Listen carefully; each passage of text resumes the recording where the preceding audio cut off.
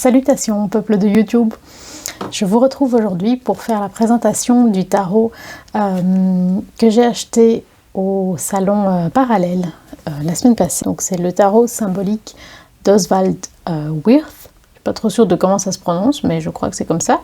Donc qui a été publié aux éditions Intuitives, qui est une filière de Trait Daniel si je dis pas de bêtises. Donc je le fais à la demande de Cécile de la chaîne Blue Moon et Baba Yaga parce que ça l'intéressait. Je connais absolument rien de ce tarot à la base, donc je vais vraiment vous faire une présentation. Allez, je vais pas dire que je le découvre avec vous parce que je l'ai déjà un petit peu regardé avant de tourner cette vidéo, mais voilà, ce sera pas une présentation la plus documentée.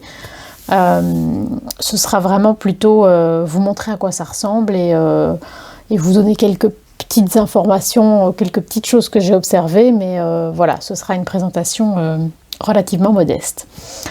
Ce tarot, donc je l'ai acheté neuf, je l'ai payé 25 €. Si j'ai bien compris, donc c'est un tarot qui a été inspiré du travail d'Oswald Wirth, qui est un monsieur donc, qui a vécu au 19e siècle. Donc il est né en 1860, il est mort en 1943. Donc il est décrit, en tout cas dans le livret, hein, il est décrit comme un libre penseur qui connaissait en profondeur le symbolisme occidental et il s'est intéressé à énormément de sujets qui touchent à l'ésotérisme. Que ce soit l'alchimie, l'astrologie, la kabbale, l'hermétisme, l'hypnotisme, la franc-maçonnerie, la mythologie et en particulier le tarot. Donc c'était apparemment un monsieur très instruit et il mentionne aussi que donc son œuvre et enfin ce qui l'intéressait c'était aussi les liens avec ce qu'on appelle la haute magie. Moi c'est pas trop mon délire, je vous avoue, c'est un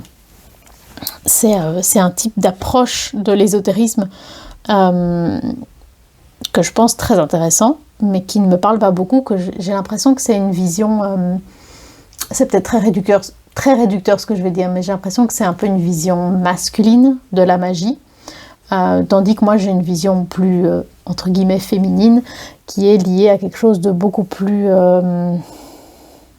terrien, plus ancré, plus proche de la nature, peut-être moins intellectuel, même si en général je suis plus dans l'intellect que dans la pratique, mais voilà, c'est une vision très froide et peut-être plus proche de la religion et moins des traditions. Je ne sais pas si ce que je dis a un sens, ni si c'est vraiment intéressant. Mais voilà, en tout cas, ces connaissances et ces centres d'intérêt se ressentent un peu dans le tarot, ce qui ne me déplaît pas spécialement, mais c'est pas dans cette direction-là que moi je vais choisir de creuser. Le tarot vient avec un tout mini livret comme ceci, qui fait 24 pages. La première fois qu'il a été édité, en tout cas sous cette forme, c'était en 2020. Le quatrième de couverture, donc l'arrière de la boîte, nous dit que le tarot symbolique d'Oswald Wirth est l'un des rares tarots à dévoiler la clé de la connaissance des anciens initiés, véhiculée en secret depuis des millénaires. Vous voyez, on est dans cette ambiance de haute magie, de mystère, franc-maçonnerie, etc. En associant les systèmes de réduction théosophique, ce qui peut être appris de l'expérience que nous vivons, et les tétrades, l'expérience en elle-même, son origine et son développement possible, chacun sera à même d'interpréter les messages des 78 lames magnifiquement illustrés avec justesse et précision. Dans ce livret, bon, il n'y a pas grand-chose. Je pense que si vous ne connaissez pas le tarot, si vous n'êtes pas du tout un habitué de ce type de discours et de ce que c'est la réduction théosophique, enfin, ça va beaucoup trop vite, quoi. En 24 pages, il n'y a pas moyen d'expliquer les choses de manière posée. Donc, je pense que si on ne connaît pas du tout, on découvre ça, on se dit, mais qu'est-ce que c'est que ce bazar Donc, voilà, c'est pas super bien expliqué, ça va pas trop dans les détails. Par contre, ce que je trouve chouette et accessible, c'est la description des couleurs qui est en page 6. Et ça, je trouve que c'est un peu la même approche que celle qu'a Sébastien Michel dans son enseignement. Et ça, je trouve ça très facile à retenir et très accessible. Bon, c'est peut-être parce que les couleurs, ça me parle. Mais donc, c'est l'idée d'associer tout ce qui est blanc à la pureté, à la sérénité, tout ce qui est noir à la destruction, à quelque chose qui attend de naître. Le bleu, ce sont les idéaux, les pensées, ou le fait de penser. Le rouge, c'est l'énergie, la créativité, la passion. Le doré, ce sont les vérités irréfutables.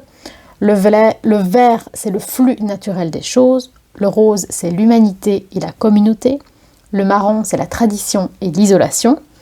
Et le jaune, c'est la matière et le corps. Voilà, ça, je trouve ça accessible et facile à comprendre. Après, l'histoire des tétrades et la manière dont toutes les suites sont liées entre elles par les chiffres, je dis pas que c'est pas intéressant, mais si j'avais eu 24 pages pour initier quelqu'un au tarot, je suis pas sûre que j'aurais commencé par là. Peut-être un tort de ma part, mais ça me paraît un peu obscur comme manière de commencer. Pour les arcanes majeures, il y a à chaque fois des tout petits mots-clés. Par exemple, je vous prends au hasard l'étoile, le destin, la beauté, l'art, une grossesse non planifiée. Qu'est-ce que je peux vous prendre d'autre? Le monde, trouver sa place dans le monde, la communication, la quadrature du cercle. Voilà, c'est pas la manière dont j'aborde un tarot, mais pourquoi pas? Après, il y a un chouette résumé des arcanes mineures pour bien contextualiser de quoi on parle. Ça me paraît quand même assez clair. Il faut savoir que c'est un tarot type Marseille. Et donc dans la description et dans les mots-clés associés aux mineurs, on va trouver des choses qui sont assez différentes de ce qu'on retrouve chez un tarot de type Rider-Waite. Pour moi, l'exemple le plus frappant, c'est le 3 d'épée qui, en général, dans le Rider-Waite, évoque le chagrin et tout ce qu'il y a autour. Mais par exemple, ici, il mentionne désaccord avec ceux qui cherchent à limiter notre action. Donc, on est d'accord qu'on ne part pas du tout sur la même base.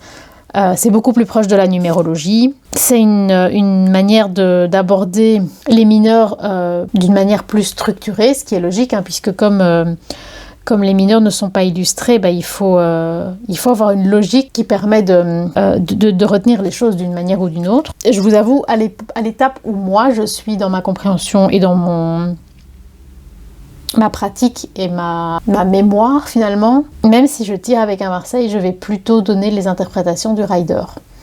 Peut-être qu'à un moment, je vais rajouter les interprétations du Marseille en plus de ma connaissance du Rider, mais j'en suis pas encore là. Pour les mineurs en tout cas. Voilà, il y a un mini exemple de tirage, mais voilà, c'est clairement pas le fascicule qui va vous aider si vous débutez en tarot. Il vous faudra soit un livre, soit le livret d'un autre tarot en plus. En même temps, de nouveau, ça ne reste que mon opinion. Le tarot nous vient avec des tranches neutres. Enfin, elles sont censées être blanches, mais comme ce n'est pas du papier blanc, c'est du papier jauni, vieilli.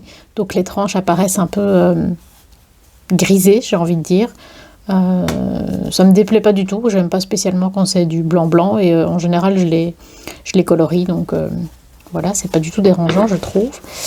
On a un dos que voici, donc qui est parfaitement réversible, avec deux petits serpents entrelacés qui se mordent la queue et donc un très joli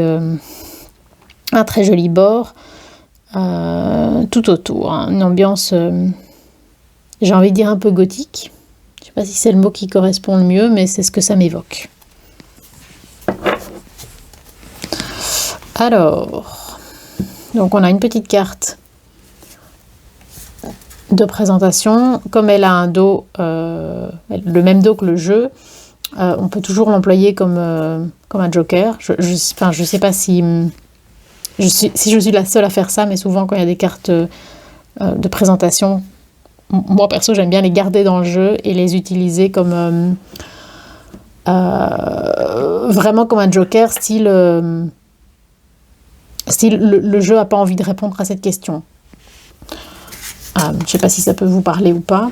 D'un point de vue qualité, ouais, c'est vraiment une très très bonne qualité. La carte reprend complètement sa forme. On ne voit rien du tout à travers. C'est de l'excellente qualité. Sur toutes les cartes, vous verrez qu'on a un fond qui n'est pas complètement doré, dans le sens où il ne luit pas. Mais donc c'est une sorte d'ocre, mais qui imite la dorure, comme une dorure à plat. C'est ça que j'ai envie de...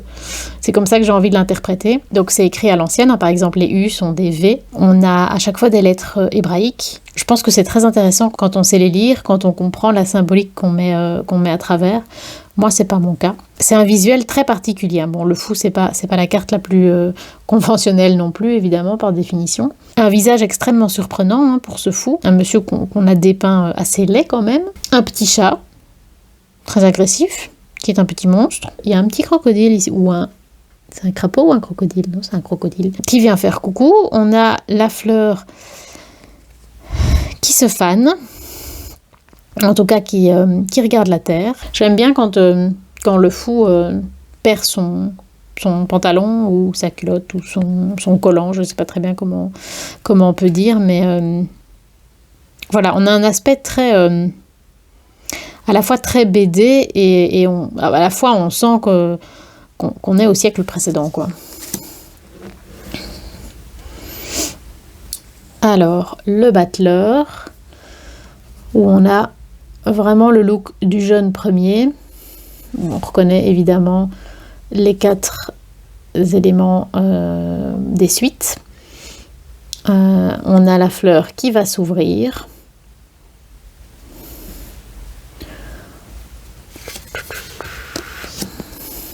La papesse. Ce qui me frappe dans cette papesse, c'est à quel point son trône est sombre. En tout cas, le siège sur lequel elle est assise, à quel point il est sombre et empreint de mystère. Et, enfin voilà, c'est frappant que ce soit si noir ici. Après, on est vraiment dans une illustration classique, hein, avec une papesse complètement voilée, qui porte un livre, qui porte des clés. Donc c'est vraiment une vision assez traditionnelle. L'impératrice, toute jeune, toute jolie. Elle me fait penser dans la série Kaamelott, à Virginie Efira, qui est très très belle, mais enfin comme toujours, comme est toujours Virginie Efira, mais qui est insupportable, enfin qui n'est pas un personnage très attachant dans Kaamelott.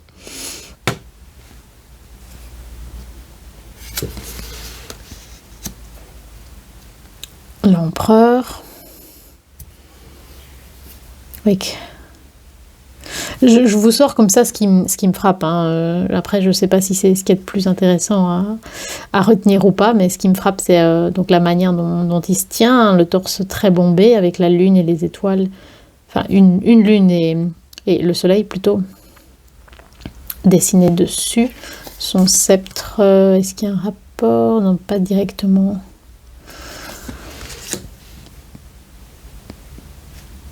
Et évidemment, toujours l'empereur consulte l'impératrice. Ça, c'est quelque chose que moi j'aime bien. Même s'il est dans l'action, il est tourné vers elle et donc quelque part tourné vers le passé, vers ce qui a été instauré par le passé. Alors le pape.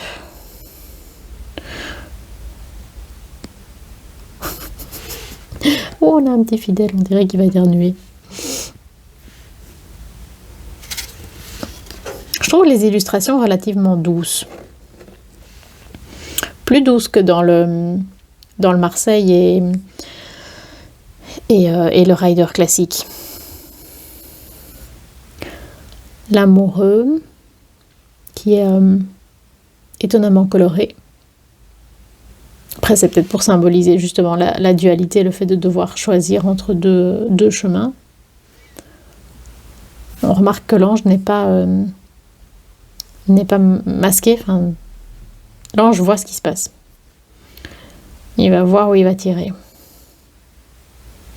Et dans les deux prétendantes, qu'est-ce qui est frappant? On a une dame qui a l'air plus digne, dans le sens où elle est bien coiffée, elle porte la couronne, elle a une longue jupe qui cache ses pieds, tandis que de l'autre côté, on a quelqu'un de beaucoup plus libéré, avec des fleurs dans les cheveux, un vêtement beaucoup moins couvrant, que ce soit au niveau des bras, de la gorge ou des pieds, puisqu'elle va pieds nus, donc ça fait plus penser à quelque chose de plus passionné, de plus libéré, oui. Alors le chariot,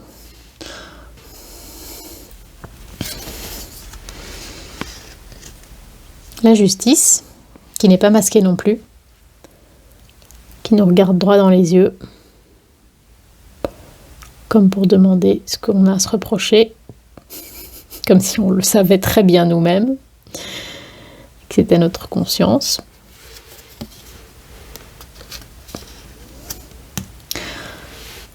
On a l'ermite qui a l'air de se retourner outré qu'on vienne le déranger, qui a un bâton en bambou. Et j'ai l'impression que sa mauvaise humeur est accentuée par la réaction du serpent. C'est à ça que ça me fait penser. Et le fait que sa toge recouvre la main qui tient la lanterne, ça fait vraiment penser au fait que il était en train de vraiment de s'intérioriser. La lanterne ne sert pas à éclairer son chemin, elle sert à éclairer son intérieur.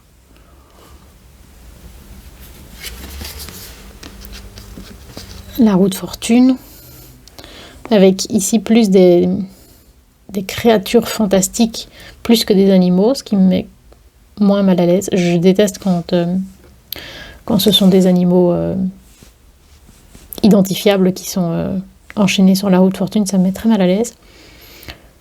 Ici, ça nous fait penser à l'Égypte, hein. Ce personnage, ça fait penser aux dieux égyptiens, ce qui n'est pas très étonnant par rapport à l'époque de l'auteur du tarot.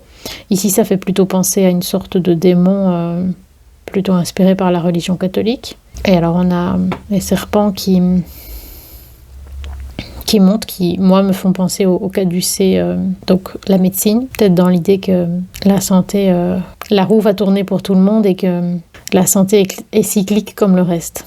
La force, donc évidemment, comme toujours, avec une très belle dame très élégante, qui a l'air à la fois de mettre une immense délicatesse autour du lion, et en même temps le lion qui, lui, a l'air de déployer une force incroyable. Donc l'opposition de ces deux notions. Très belle cape. Alors le pendu.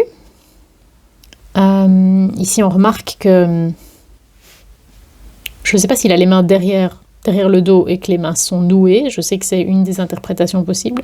Moi, ça me fait plutôt penser à l'idée qu'il aurait les mains dans les poches. Et on voit que au creux de son coude, à chaque fois, il a j'imagine une sorte de bourse et qu'il y a toutes des petites pièces qui s'en échappent. Peut-être dans la notion que ça demande un sacrifice de changer de point de vue.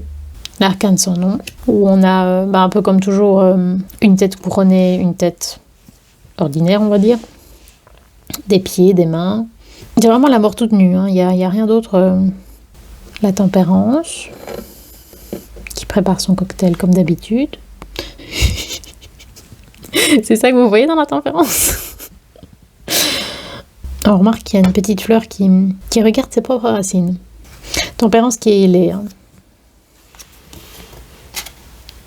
Le diable, qui a une forme plus féminine que, en tout cas le haut du corps, plus féminine que d'autres diables que j'ai pu voir par le passé. avec des écailles sur le haut des pattes et puis des pattes de bouc. Alors les créatures qui sont enchaînées ne sont pas humaines, c'est plutôt des sortes de démons. Sur ses bras, il y a écrit Solve Coagula et il tient un cône d'encens. J'en sais rien. Si vous avez des idées d'interprétation, n'hésitez pas à me proposer ce que vous voyez dans les commentaires. Alors, la Maison Dieu. J'aime bien être dans un Marseille et avoir les noms du Marseille, parce que j'ai beaucoup plus de riders que de Marseille, et donc en général, c'est la tour. J'aime bien voir la Maison Dieu. Donc ici, on voit clairement, c'est pas le cas dans tous les jeux, c'est même souvent l'inverse, mais le feu, l'éclair, ne vient pas de l'intérieur de la tour, il vient vraiment de l'extérieur, comme une action divine, en tout cas un élément externe au personnage qui saute ou qui tombe de la tour. On a même ici ce petit bonhomme qui se fait assommer par une brique. On rigole pas dans cette Maison Dieu. L'étoile, avec un petit papillon qui vient butiner la rose.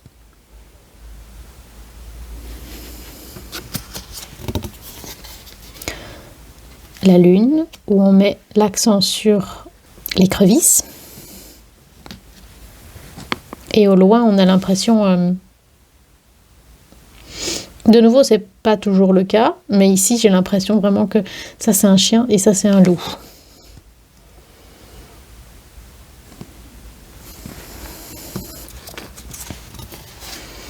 Le soleil.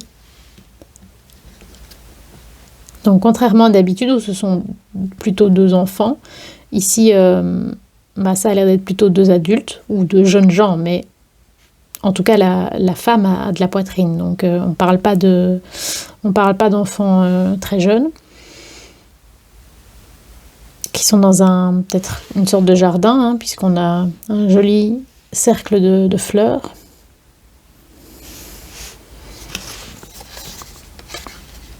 Le jugement, qui est somme toute assez conventionnel.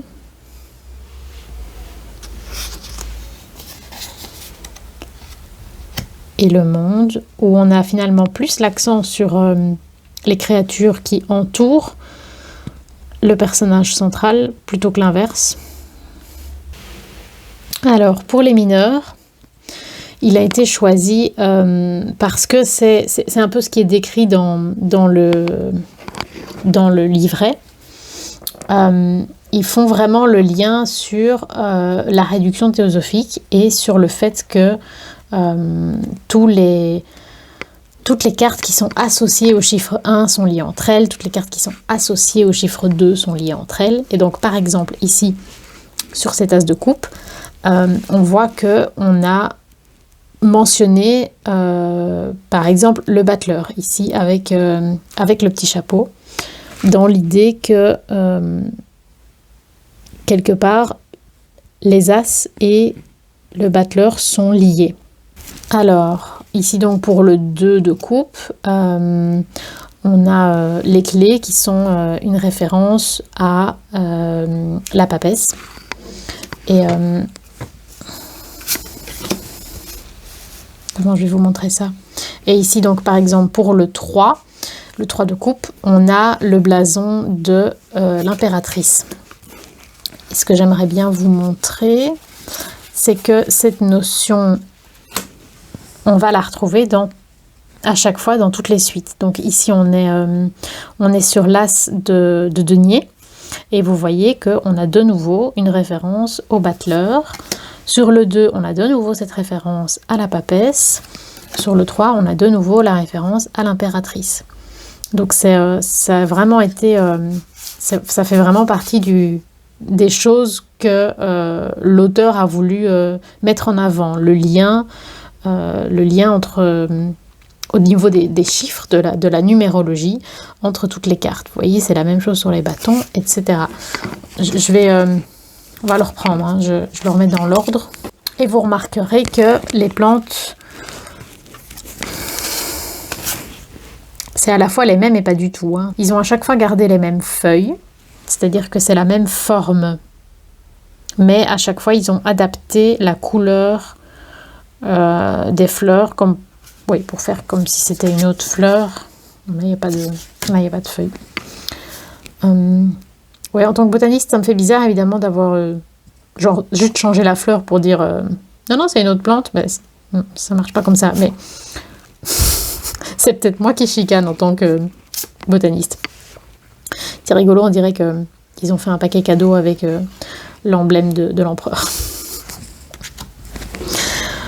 Alors ici pour le pape, ils ont repris la main et le sceptre.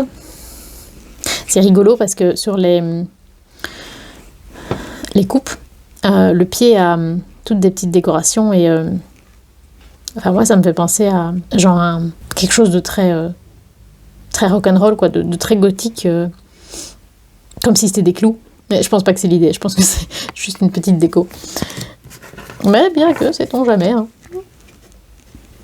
Ici pour le 6, donc on fait référence à l'amoureux avec la flèche de l'ange, ces deux pieds qui vont dans les deux directions possibles. Et peut-être que la rose est aussi une référence au fait qu'on parle d'un choix amoureux. Pour le 7, je préfère prendre les majeurs en même temps, en parallèle, pour vous montrer, pour être sûr déjà de ne pas dire de bêtises. Donc pour le 7 de coupe, on retrouve le visage du chariot, enfin du mec qui conduit le char en tout cas. Ici on a le petit symbole qu'il y avait à l'avant de son chariot.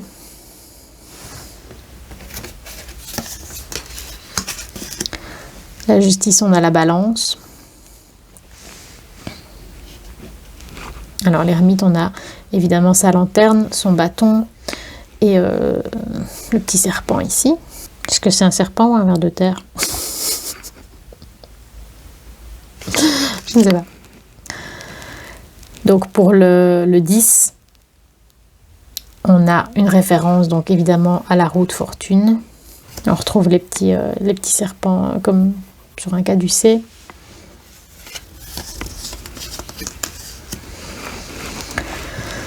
Alors le valet,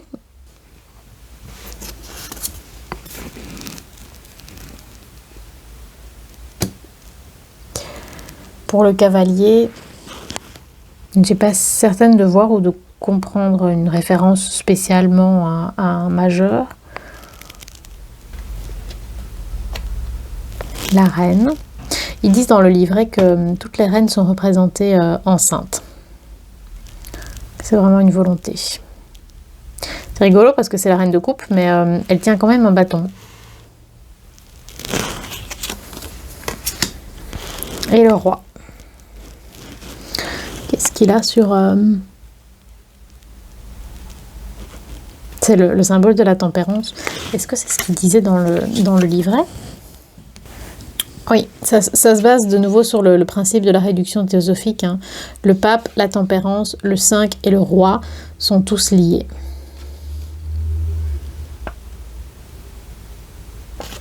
C'est pas nécessairement le genre de vision que j'ai personnellement, mais voilà. Je pense que ça fait clairement partie des intentions de l'auteur ici.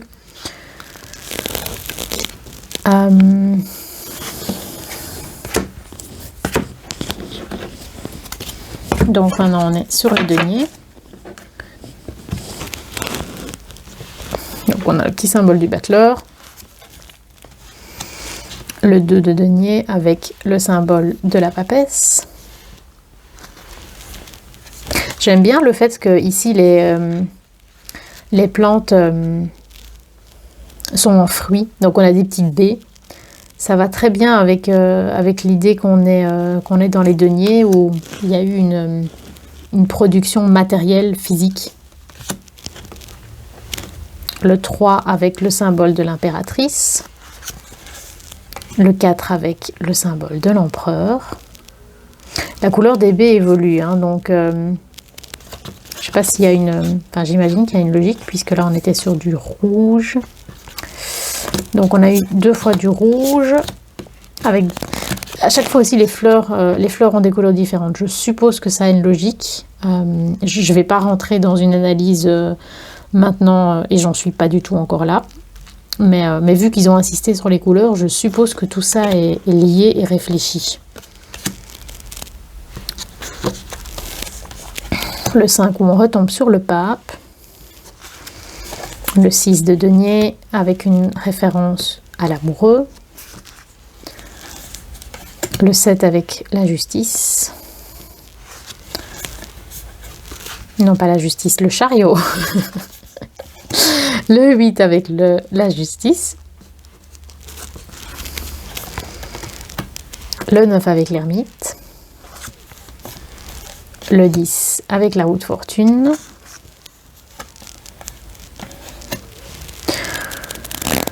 Le 11 avec... c'est le chapeau de la force en fait.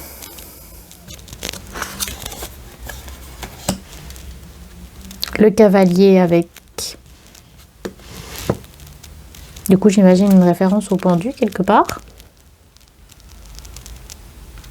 Mais de nouveau, je la comprends pas. Les chevaliers sont mystérieux pour moi. Très androgyne celui-ci.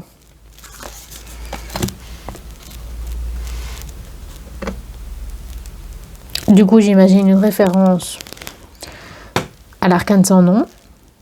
D'ailleurs, elle n'a pas de nom. Non, mais eux non plus, donc non, c'est pas une référence. Très terrienne, cette reine de denier avec une tenue que je trouve magnifique. Humble. Ça me plaît beaucoup comme carte. Et le roi de denier avec de nouveau une référence à la tempérance. Ici sur son plastron, si on peut dire. Alors, l'as de bâton, avec le petit chapeau du battleur. Le 2 de bâton. Vous avez compris les références. Hein. Et je pense que ça se voit à la caméra, hein, mais à chaque fois, tous les fonds sont dorés. Un doré mat.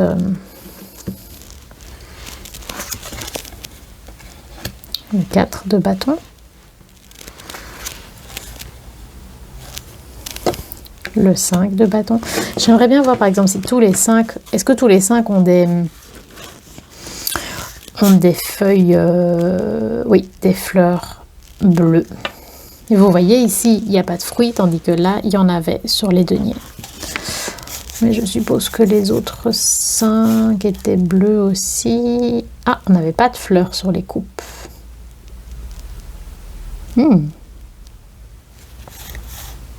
Enfin, il y a des cartes où on avait des fleurs, mais par exemple, là, on n'en avait pas. Interesting.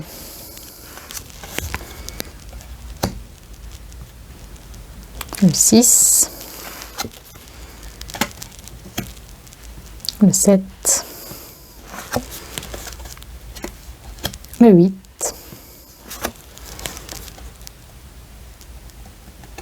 Le 9. Un petit serpent à chaque fois, c'est mignon. Et le 10. Le valet.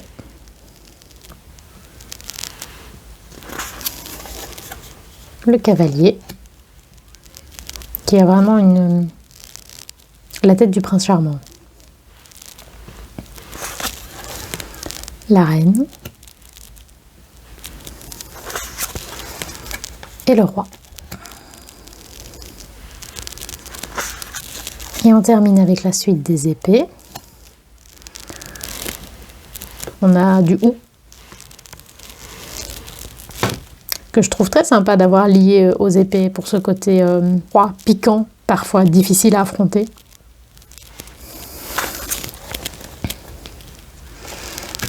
Le 2.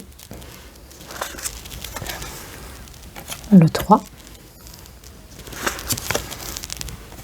Le 4, le 5, le 6, le 7, le 8, le 9, le 10, le valet,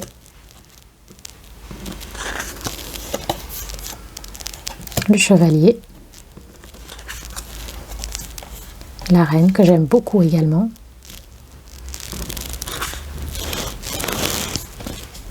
et le roi, qui m'a l'air un peu perdu finalement. Voilà, c'est tout pour cette petite présentation. J'espère que ça vous a plu, j'espère que c'était intéressant. N'hésitez pas à me dire s'il y a des choses que vous avez compris en plus que moi. Si ce tarot vous plaît, si ça vous a donné envie de l'acheter ou au contraire si ça vous a convaincu que c'était pas du tout fait pour vous. Dites-moi si vous l'avez, si vous l'employez, comment vous l'employez. Et voilà. Sur ce, je vous souhaite longue vie et prospérité.